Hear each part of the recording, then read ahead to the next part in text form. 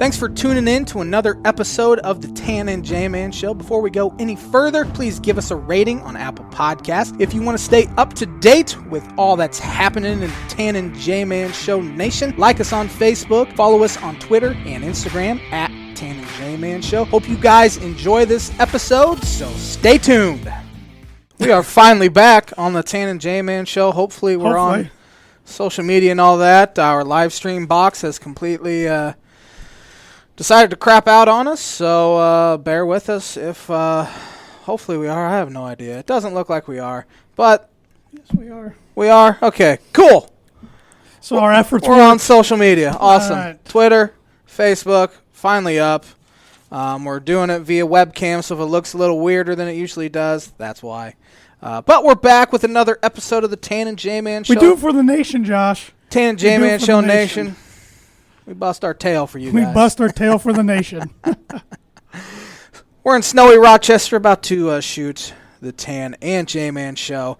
This episode's brought to you by The Dam Landing. Whether you want an epic burger, hand-tossed pizza, hand-breaded tenderloin, seafood, craft beer, or a handcrafted cocktail, The Dam Landing is the place to be. The Dam Landing is a bar and grill located on beautiful Lake Manitou.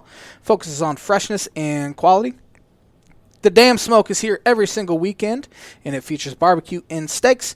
In addition, you can wash it down with one of their 16 beers on tap, including a constant rotation of today's best microbrews and domestic flavors, or a handcrafted cocktail made using fresh ingredients. Take in the fantastic views of Lake Manitou in their beer garden or outdoor bar area. Whether it be boats or wheels, the Dam Landing is the place to be, located at 1305 Ewing Road in Rochester. Episode's also brought to you by Circle 15 Golf. It is a brand focused on bringing tour quality products and experience to the everyday golfer. Built on 25 years of tour experience, featuring the Genesis glove, the most durable and comfortable glove available in the patented Glove Hub, the first and only glove humidor on the market. Find them at circle15golf.com. We have some products here. We're on TV as well, live right now, J-Man. So glad to know it works. Got the glove humidor right here. Lovely Circle 15 box. Should probably talking to the camera or talking to the microphone. And I got the Genesis golf glove right here. Listen to that Velcro snap for all the audio listeners. It's an oddly satisfying sound. It is, isn't it? Durable, comfortable, best glove on the market. Circle15golf.com. It's going to help you shoot career low scores this year. Yes, sir. Breaking 80 every single night there, aren't you, T-Dog? Handicap's going to be scratch in no time. I say it's going to be, yeah. I'm an 8 right now, so if I could. Are you in the middle, early February, you're an 8? Probably like an 18. I was going to say, you're probably closer to an 18 at this point. I am so bad, I don't even have a handicap, so that's how. We'll set you at 40. How about that? I think 35 is the highest you can actually be now. It used to be 40. Set me at 70-something. All right. We'll have to get a golf match between all of our friends sometime.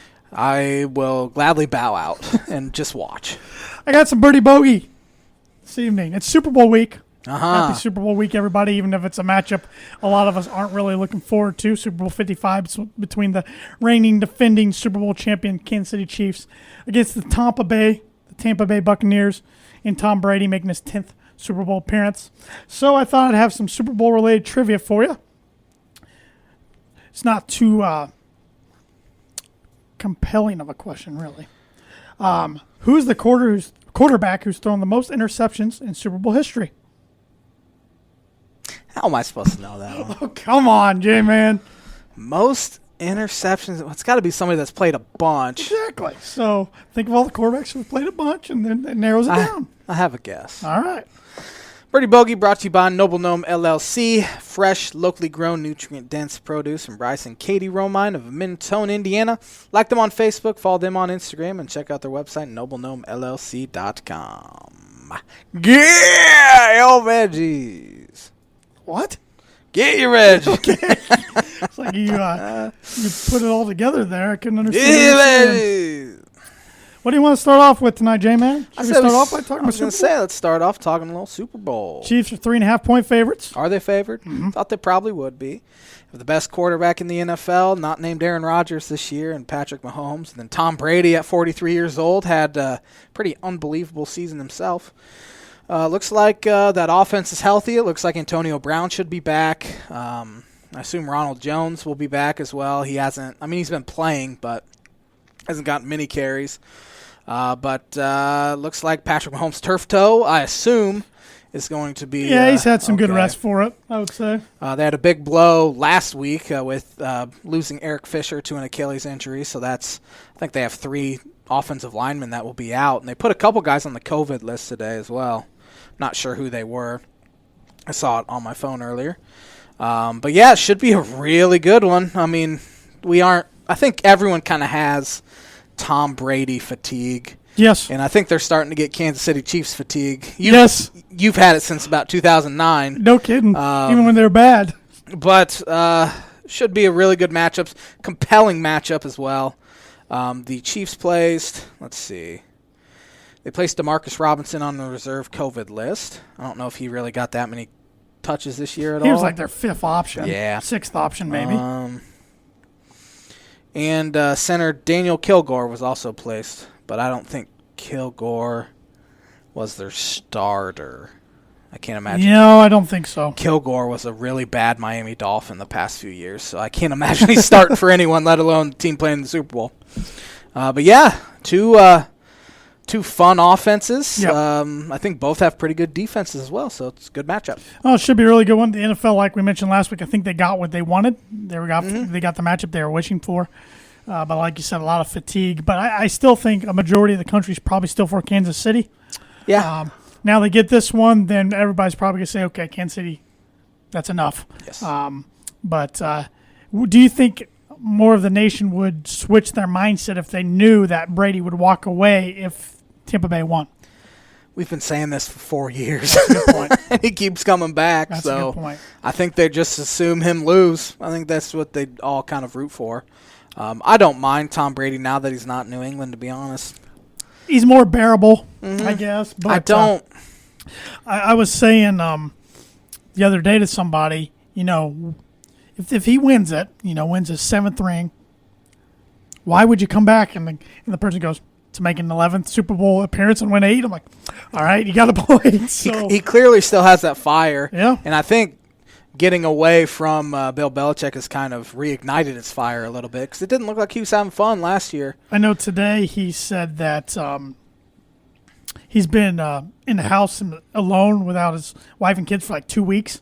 Mm-hmm. He's never prepared this much for a game alone. He said the more I watch film, the more I learn and understand. It's like, Seems like he'd have the whole thing figured out by now. Uh-oh. But, man, yeah.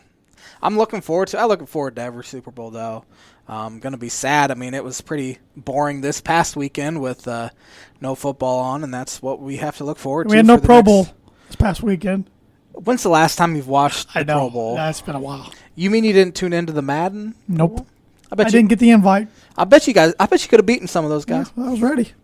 You probably play a lot more than they do. I am the defending Super Bowl champion in my connected franchise. First time ever. First time in a long time. Felt good.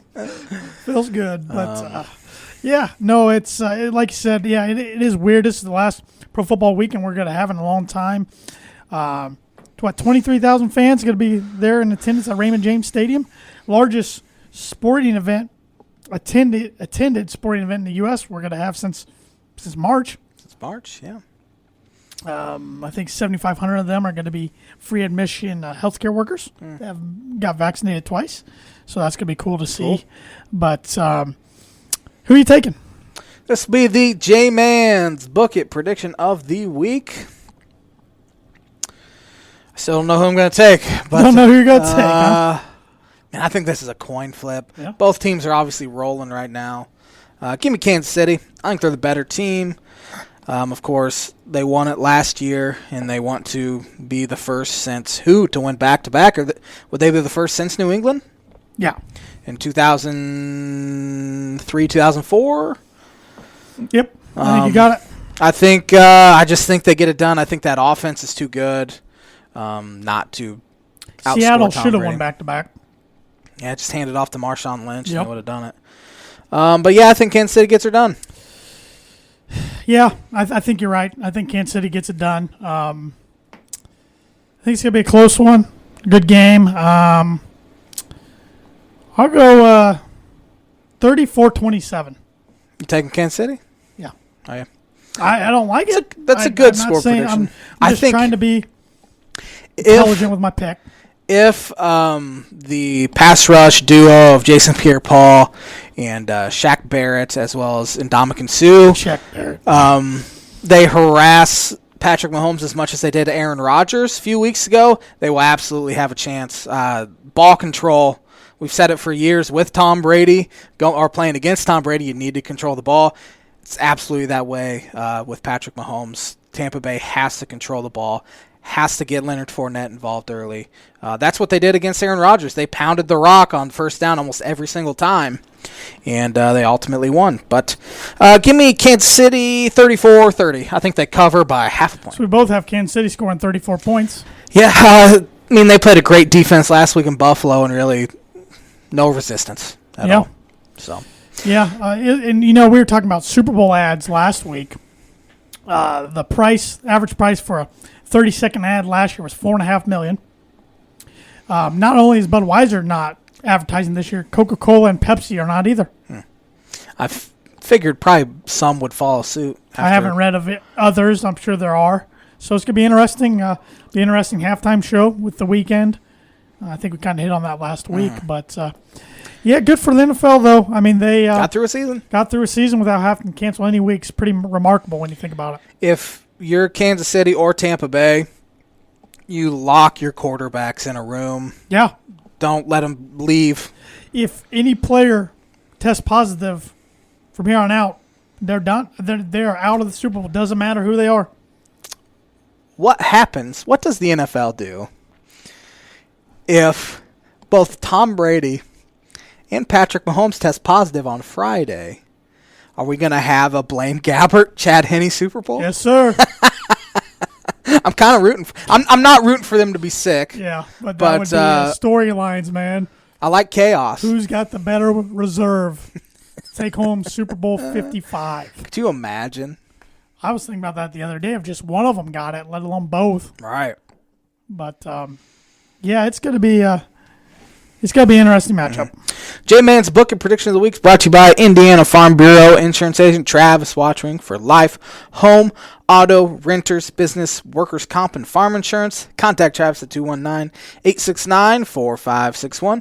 His email is travis.watchering@infb.com. He's also selling insurance in Ohio now. Part of the Tan and J-Man Show Nation over in Ohio and looking for some new insurance or unhappy with your current provider, give Travis a call. We will be putting out a video sometime tonight. People guess the score. The winner in the score, the person that comes closest to the score while also picking the correct winner, get a free something. Yeah, I'm so glad you took over. I was just letting you roll with it, man. We're going to be hosting a score prediction contest on the Tan J-Man Show Facebook page, Twitter page, Instagram. All you got to do, you got from now until kickoff on Sunday, provide your score. And the winner will get to pick whatever they want from the Tan J-Man Show store, whether it's a hoodie, short sleeve t-shirt, long sleeve t-shirt, mug, onesie, sticker, whatever you want. You get one item. It'll be on us. And, so hopefully a lot of people enter. So if you're watching this right now or listening to the podcast, make sure you head over to our social media pages and get yourself entered. Mm-hmm. Get some stuff. Get some stuff. You want to do On This Day? I do. I'm ready to learn. 1913, American all-around athlete Jim Thorpe signs a contract to play baseball with the New York Giants. Unlike his other sporting endeavors, the Olympic gold medal winner's career in Major League Baseball is uninspiring. Yeah, he was a good football player.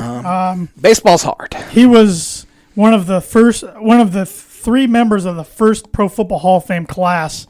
The other two were George Halas and Red Grange.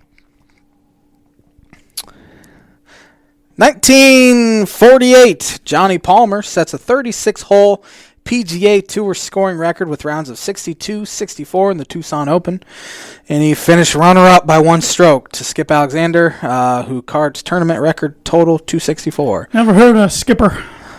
I'm sure that's been broken. What was it? What was the... 36-hole PGA Tour scoring record with rounds of 62-64. I think it has been, but that's two pretty solid rounds back to back. Yeah. 1950, Green Bay Packers founder, player, and coach Curly Lambeau resigns after 31 seasons and 6 NFL titles to his credit. He has a leap named after him. Every time And a field. I heard the name Curly, it makes me think of Three Stooges. It does. It does every time. Or the Harlem Globetrotter player. Yeah.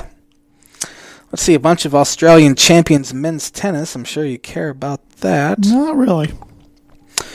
1959, senior PGA champion men's golf was played. Who won? 1959? I didn't even know the senior tour was around in 1959, so I have no guess. Willie Goggin. He used a borrow set of woods. That's impressive. Yeah. Bunch of Australian. 1962, MLB's National League releases its first 162-game schedule due to the expansion. 18 games between each opponent. Okay. The 10-team, on this day in 1967, the 10-team American Basketball Association, also known as the ABA, with George Mikan as commissioner, is formed and lasts 9 years. The Mikan drill. He was the big fundamental before Tim Duncan. Its three-point shot remains a feature of the game today, and does it ever. Yeah, more so than ever, probably.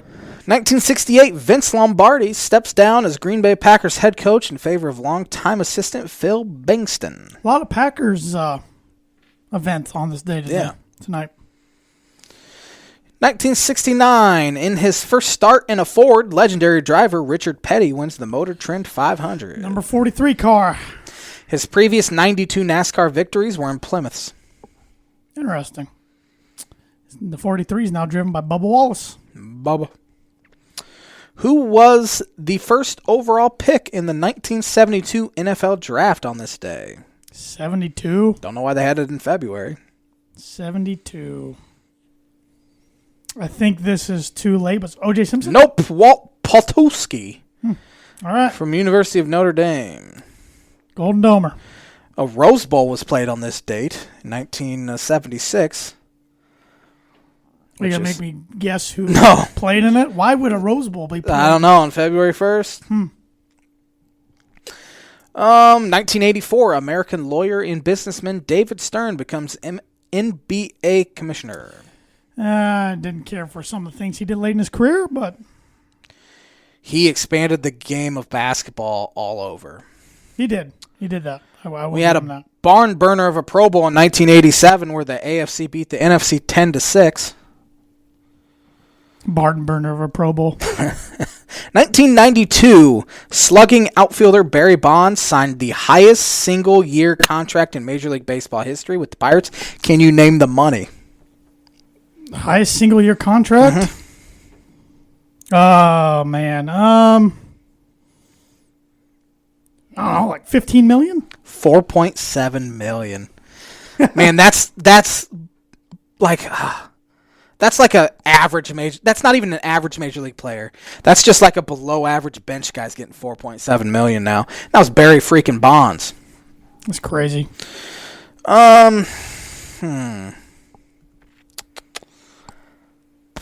1995, Utah Jazz guard John Stockton passed Magic Johnson all-time NBA assist mark. Gonzaga's own. Yes, sir. His son played there a few years ago. Wasn't near as good. 2004, Janet Jackson's wardrobe malfunction happened on this day. Remember that? That was a pretty memorable moment of my formative years. Patriots over Panthers. Yep. Let's see.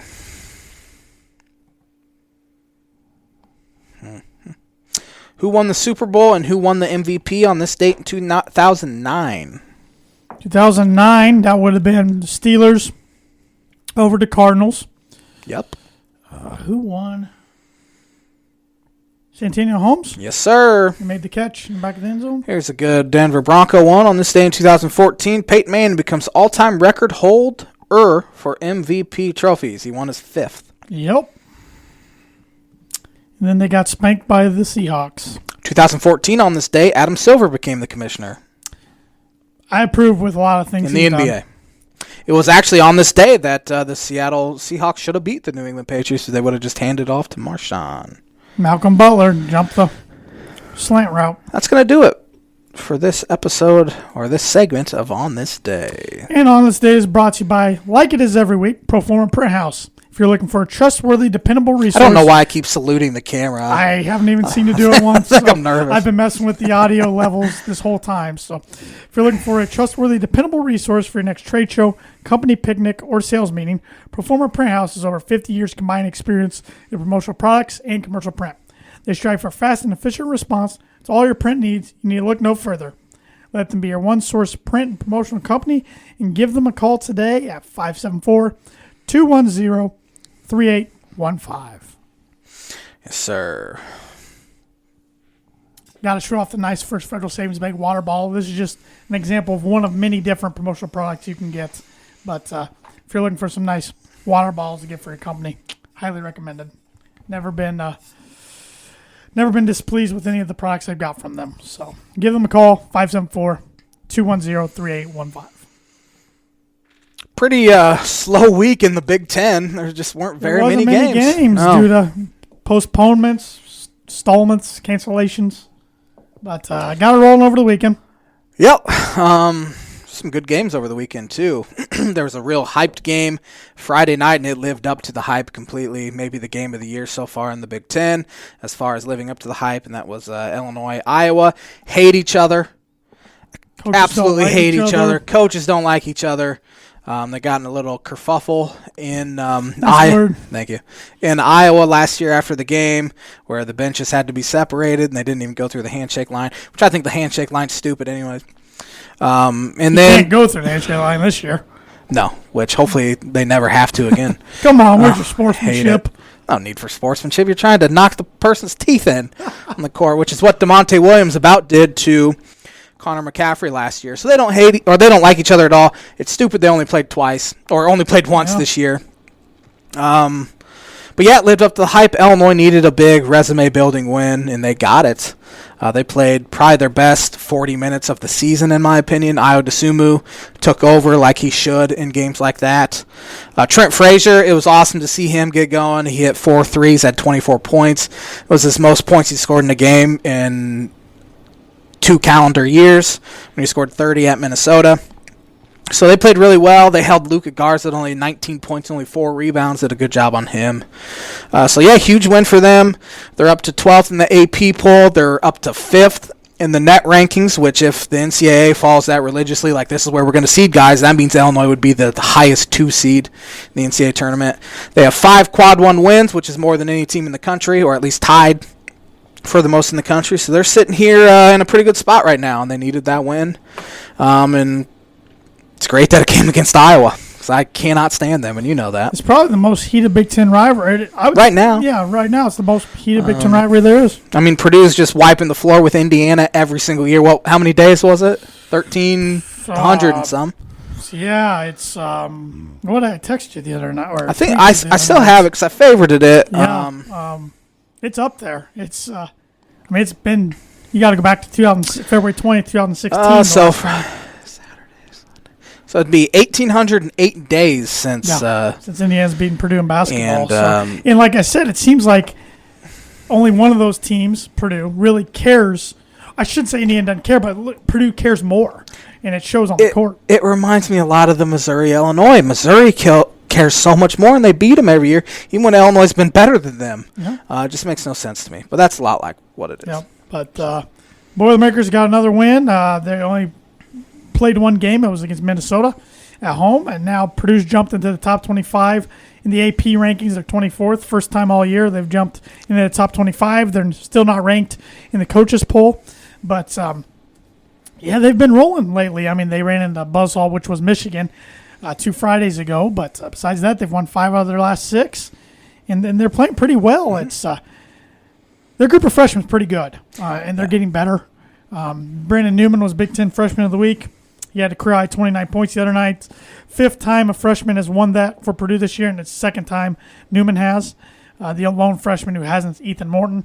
I was going to say 4 guys have won it, which is a Big Ten record, Gillis, I believe. Yep. Brandon Newman and who did I name Mason him? Gillis, did you say Mason? Yeah, I Gillis? did. And Jay Nivey. I couldn't remember who I was forgetting. But, yeah, they've been playing well, but really it revolves around Travion Williams. He's their guy right now, and he's playing at a really high level, and I hope they can keep it rolling. Big week this week at Maryland tomorrow night. Maryland's a confusing team. They've won road games but can't win at home. And then Northwestern at home on Saturday. So hopefully they can get 2. If they can get this one tomorrow and take 2 of 3 without Sasha Stevanovic, huge. That's pretty big. Yeah, huge. I don't know what to think of Minnesota, for one. They win some home games. They've lost 2 in a row now, and they've gotten whooped. But they whooped Michigan. They beat Michigan? They whooped Michigan, yeah. Oh, they did, by 18. They were the only one that... And they whooped, of course, Michigan State's not very good. Yeah. They whooped Ohio State, too, by 17. But then you look at their road losses. They had a 27-point road loss at Illinois, which it was really not even that close. 12-point loss at Wisconsin, 25-point loss at Michigan, 15-point loss at Iowa, then a 19-point loss at Purdue. They have to start winning some road games. They were up 5 at half and 13 at one point in the first half. Yeah. And they followed it up with a terrible loss to Maryland a few days before that at home by 14. It helps when Eric Hunter Jr. absolutely shuts Marcus Carr down like he did the other night. That was the worst game I'd ever seen him play. Which is what Trent Frazier did to him, too. If you shut him down, they have nothing. Nope. He keeps them in the game. I mean, you look at their schedule here. It's set up, I don't know if I'd say it's set up favorably. They have at Rutgers on Thursday, which Rutgers has been playing good. Nebraska on Monday, which that should be a win. Purdue at home. Then at Maryland, at Indiana, Illinois, at Penn State, who just had a big win at home against Wisconsin. Minnesota could be in trouble for an NCAA tournament berth at this point. It's crazy. I was also telling you this before we started recording that all the Big Ten teams in the conference, aside from 4, have been ranked at one time this year, and the 4 that haven't, Penn State, Nebraska, Maryland, and Indiana. All the other 10 have been ranked at least once. Which is crazy because you look, Indiana has a win at Iowa. Mm-hmm. Maryland has wins at Wisconsin, at Illinois, at Minnesota. Penn State just knocked off Wisconsin. They've been in almost every single game except the 2 against Illinois. But, I mean, they battled tough. Nebraska hasn't played in a freaking month to 6 weeks. Could you see them calling it quits? I could definitely see that. I mean, they haven't played in a month. They don't have anything to – I mean, they don't really have anything to lose by playing. I don't know. That's a good question. Yeah, they'll screw some stuff up. They haven't played since they lost to Indiana, which was January 12th. So that's 3 weeks. Well, we're getting into the point of the season, too. You know, the schedules were already made beforehand where we're having teams play only one game multiple weeks now. Mm-hmm. And that's a looming factor, too. That's going to be problematic. There is no way Nebraska can make up all these games. There's no way I think Michigan State can make up all the games they missed, which they've been playing bad. Who knows? Maybe Izzo will end up canceling his season because they've been bad. It's interesting. How the Big Ten's going to maneuver all this. I think we're still going to see a Big Ten tournament. As of right now, it sounds like it's going to be in Indianapolis, and the teams that make the NCAA tournament will just stay there, obviously. Yeah, that would make sense. It makes sense. I don't know. But, I mean, I think there's a legitimate chance the Big Ten gets 11 teams in the NCAA tournament. Crazy thing is, well, I think 10 teams, because I don't think Michigan State makes it. As of right now, probably not. But knowing Izzo, they'll make enough run to get in. Then they'll really spark a run, which would just frustrate me. Indiana's squarely on the bubble. They're really the only team I can think of that's kind of – Rutgers is kind of on that bubble too. A huge week for Indiana. Rutgers have been playing better. Of course, their schedule lightened up a little bit. But, yeah, I mean, we have a couple teams that I think are absolute locks for the tournament. Nebraska's back at practice. Are they back at practice? Okay. Man. Did their whole team have it? They had like 30 people within their, including staff and everybody. I mean, 30 people. That just sounds like every single person that'd be involved in the program would have had it. So at least they'll be good for the rest of the year. Yeah. But at this point, what's the point? I mean, play the games, but you're probably not going to win another game, to be honest, unless you catch it. That's why, though, I want them to get back on Purdue's schedule. I want Purdue to play them twice. Yeah, I mean, Illinois has already played Penn State twice. They've played Northwestern. They have not played Nebraska or Michigan State because both those games got wiped out. Those are 2 games that look like easy wins right now. But I'd still be scared to death going to Michigan State. Still scared. Even playing them at home. But Nebraska, that's an Yep. easy win. Easy win or two. So. Yep. But you want to go through and pick some games here, Yeah, T-Dog? let's hurry up and fly through those. Let's see if I can, if the internet allows me. Guess I can do it on my phone. But. Yeah, I could pull it up. But all right, let's see here. I know there's no game no tonight. There's 4 tomorrow. tonight in the Big Ten. Tomorrow night we have Purdue at Maryland. I'll take Purdue. Give me Purdue as well. I could see Maryland kind of folding it in. Hope so. Phoning it in. It was a tough fought win by Purdue on Christmas Day the last time they played. I remember that. And Maryland hasn't been playing that well at home. Nope. Shockingly. Still, I mean, it's a road game, so you're not going to be confident going in, but I think Purdue gets it done. Michigan State at Iowa. Give me Iowa. Give me Iowa. I think they roll. They have not played good the past 2 games, and I think Michigan State's reeling right now, and I think they just blow them out. Prediction of them hitting 44 threes or whatever it was, 34 threes, came up a little short. I don't even know. I think they hit 10 maybe. Something I mean, that's a lot, but when you hold Garza in check, it's really not. Correct. Penn State, Wisconsin, rematch of Saturday at Wisconsin. I think Wisconsin gets them this time. Wisconsin bounces back. I pick Wisconsin almost every week, and they let me down. So you're right. They're showing the true colors. Don't say that because Illinois plays them on Saturday. Illinois at Indiana. Indiana hasn't played in 10 days or so. Give me Illinois. Yeah. I think Illinois is kind of hitting their stride right now. I think that those 2 losses at home to Maryland and Ohio State was kind of a wake-up call to them. They played really well their past 4 halves. I think Illinois wins a close one. Wednesday night, Michigan at Northwestern was postponed. Thursday night, we have a good one here. Ohio State at Iowa, 7-8. Ohio State at Iowa. So Iowa's 3 games this week. Give me Iowa. Give me Hawkeyes by double digits. I don't know when C.J. Frederick's going to be back, though. He was a game-time decision against Illinois and he didn't play, so I imagine he'll be back for Thursday's game. Might be back Tuesday. Minnesota at Rutgers, big game for both teams. Give me Rutgers. Give me Rutgers as well. They got up about 9,000 on Northwestern last night. Next thing you know, Northwestern's only down 4 with like 2 minutes left, but Rutgers ended up pulling it out. Give me Rutgers as well. Friday night, Maryland at Penn State. Give me the Nittany Lions. Give me Penn State as well. They play tough. Play pretty well at home, too. Saturday, we have Northwestern at Purdue. Give me the Boilers. Purdue by about 28. I hope so. I'd like a nice, easy win. Nebraska at Michigan State, the COVID Bowl. Give me Michigan State. They finally I think Michigan State finally gets the win. Big one here, Wisconsin at Illinois. Give me the Illini. I think Illinois wins that one as well. Good week for them, I think. Hopefully. Sunday, we have Iowa at Indiana. That's good. I mean, if Iowa can win all 3 games this week, be my huge gosh. for them. Yeah, it'll be right back in it. Indiana really needs a split, but I'm taking the Hawkeyes. Indiana got the better of them the first time. I think Iowa uses that as fuel this time. Give me the Hoosiers. I think they sweep them, which would be huge for them. But don't really. Drake is ranked. Did you know that? I did not. They're 25th. They're 16-0 though. Hey, that'd be good for my bold prediction if they can make a run. Absolutely. Let's see. Any more big time? Drake's playing right now, actually. Oklahoma, Texas Tech tonight. That's a pretty good one. Oklahoma, without 2 of their starters, they just keep beating top 10 teams. Who'd they beat on Saturday? West Virginia? Yes, West Virginia. Alabama. Oh, yeah. It was the SEC Big 12 challenge. Baylor at Texas. Does Baylor lose their first one? Shaka back. I don't know. He was out last week with COVID, so Baylor will get him. I think so, too. I think they're the clear second-best team in the country. Any more big ones Thursday? Nah, nothing. Saturday, Kansas at West Virginia. Kansas needs to start winning, too. Big baseball news. Yeah, before we get into the word association, we got about 9 minutes I forgot about left. word association. We got about 9 minutes left. Yeah, we had a big trade happen. We had been talking that the Colorado Rockies were going to eventually move Nolan Arenado, so that didn't come as a shock. Even the team they traded him to wasn't, I don't think, earth-shattering in the St. Louis Cardinals, but the details of the trade was a head-scratcher.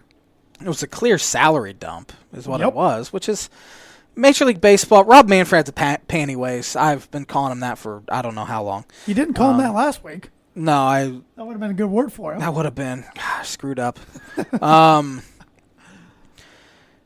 Major League has to step in and get rid of some of these cheap owners that only care about their bottom line. I mean, the Rockies aren't even putting together a competitive team right now. Do you think Trevor Story's going to want to sign a long-term deal? I mean, he's one of the best shortstops in the game. He's not going to want to do that. Clear salary dump. The Cardinals gave up a fifth starter.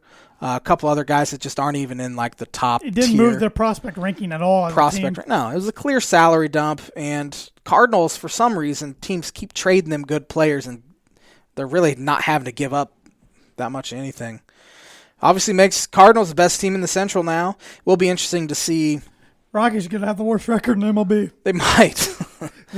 Their owner, the Monfreds, and then Jeff Bridich, they could have become the saviors of the city of Denver if they would have traded Nolan and $50 million to the Houston Texans for Deshaun Watson, but not traded to the St. Louis Cardinals for absolutely nothing. It's feel bad for Rocky fans. It's their management doesn't care. It'll be interesting to see what kind of numbers Nolan puts up there. Yeah. Playing the majority of his games in a really tough hitter's park. It'll be interesting to see if he does anything with his contract. Yeah, he can opt out. He was 1,000% opting out if he was in, because everything I read, he hated playing in Colorado for that ownership. I would too. So they are not good owners. They're bad GM. They couldn't care less about winning. They had some good teams and all about money. Attendance and making that bottom line. Yep. Pathetic. Major League Baseball owners are the worst. They are in all sports. But this trade kind of highlights the problem the MLB has going on right now. Like Don't look at my word association list. I didn't even see. You cheater. I can't look that far. I did not see it. Drew Lock. Inconsistent. That's a good one. Jeff Brom. Fiery. Okay. Rondale Moore. Speedy. Ricky Fowler. Underwhelming. Oh, I like that one. Bryson DeChambeau. Muscle. Phillip Rivers. Loudmouth. John Gruden. Chucky. I knew it was going to be Chucky. Knew it. John Elway. First thing that comes to your mind. What? Cannon of an arm. Matt Painter. Good. It's pretty. It's accurate. Yeah. So, Jim Harbaugh. Khaki. Cody Rhodes. Nightmare. Yeah, wrestler. American Nightmare's his nickname. So. Von Miller. Goat. I was so hoping you were going to say chickens, but goat's a pretty good one. LeBron James. King. Roger Goodell. Trash. Better than Manfred. Tiger Woods. This is the last one. Phenomenal. Bobby Knight. I'm throwing one in there. Chair. That's hard. It is tough. It's difficult. Yeah. Because I've tried to. Some of them just caught me off guard, but. I tried to jumble them around so there was no consistent theme, but some of those hurt me, like Ricky Fowler. But he is underwhelming, man. Yeah. He should have at least a major by now and a lot more tour victories. I agree. But that's fun. I want to keep this word association going. I enjoy that. Got to mix in some topics too. Mm-hmm. But one word that is hard. Tough. Yeah. The John Elway one really stumped me. I about said horse, but that's the first thing I thought of. I should have. It's free. The rules are first thing that pops in your head. So. Yeah. But we do good for the FCC regulation so far. 5 minutes left. Cubs actually made some major league signings this week. Signing Jock Peterson, who's former Los Angeles Dodger, play left field. Him and Schwarber hit about the same. Both high walk rates. Schwarber's a little higher. Jock Peterson's contact rate's a little better. Schwarber handled lefties a lot better, but Jock's a much better base runner as well as outfielder. So, as far as money-wise, I think they saved about $2 or $3 million, which, of course, the greedy old Ricketts are loving. But I think that's a solid platoon they'll have there with him and Phil Irvin. They also signed Austin Romine, backup catcher. Hey, yeah. And, remember him with the Yankees? They just signed Trevor Williams, who is a starting pitcher for the Pittsburgh Pirates. I used to love when the Pirates would come to town and Trevor Williams would be on that bump because now he's on your team. Yeah, He had a career ERA of close to 6 against the Cubs in his career. That'll be a team fighting with the Rockies for the worst record, Pirates. They're not going to be good. Traded Jameson Taillon to the Yankees. Do you see Tanaka is going back to Japan? I did. Sounds like Yankees did not give him a competitive offer because they thought his stuff started to regress a little bit. I had to hit the translate button on Instagram to see what it meant. A bunch of characters, and I couldn't understand it. Oh, boy. But, yeah, the Pirates, a loyal viewer and listener of the show, Sean Shriver, he's a diehard Pirate fan and Steeler fan. He said the Pirates will probably be fielding something close to a Double-A team this year. Yeah, they're going to be bad. They're going to be bad. And it looks like Major League Baseball has said we want to push the season back a month. World Series will be in November, play 154 games, full pay, expanded playoffs, including and have the DH. And looks like this union's going to decline it. So we're in these stupid negotiations again, which was just miserable last year. Worked out so well. Yeah. So I think they'll have a deal, and it'll be better than what happened last year, obviously. Hit me with that birdie bogey there, T-Dog. Yeah. Pretty straightforward question. What quarterback has thrown the most interceptions in Super Bowl history? 3 guys pop into my head. All 3 have played in a lot of Super Bowls. And before we get to your answer, you are 2 over par so far, and I'm 2 under. Yes. For the season. That's going to change. Yeah, good. I'm going to go with this guy that didn't throw it that much, though, back in the day. If it's this other guy, I'm going to be really mad. Terry Bradshaw. It's not Terry Bradshaw. Jim Kelly? Not Jim Kelly. Tom Brady? Not Tom Brady. Oh, okay. I can live with that. John Elway.